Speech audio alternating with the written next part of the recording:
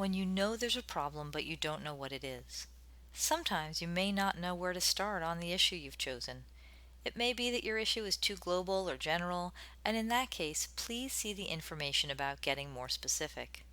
Sometimes you may have an issue, but you can't quite put your finger on what it is that's bothering you, but you just know that something isn't feeling right. If this happens, you can still tap on that feeling. In this case, you tune into the feeling that's there.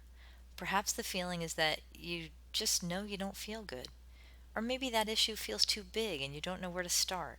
In either case, you can just begin by addressing that feeling or whatever emotion is right there at that time. You don't even need to know exactly what's wrong, but you can probably tune into the feeling that something is wrong or that something's bothering you. For example, the issue itself might be that you feel like something's not right or that something's troubling you, but you can't put your finger on it. So I've had that happen many times, and I've had numerous clients start a session this way. That is a feeling, and you can rate its intensity on a scale from 0 to 10. How do you know something's not right? Do you feel a knot in your stomach? Do you feel confused or indecisive?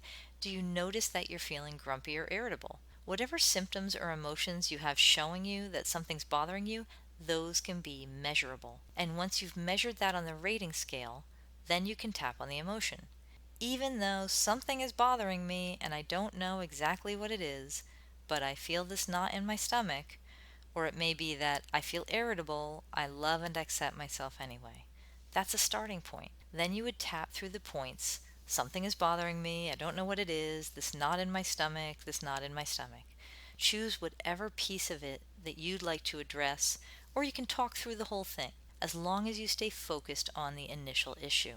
The only danger in working this way is that it is possible that you may open up a can of worms for yourself. Another possibility if you do approach your problem this way is that after a few rounds of tapping, you may notice that you are more relaxed about whatever it is. You may not know what it is yet, but it may not bother you as much. Or you may begin to have insights about what it really is bothering you. That's a wonderful chance or opportunity to get a piece of paper and start writing down and brainstorming everything and anything that might be bothering you. Then you can treat each specific piece separately.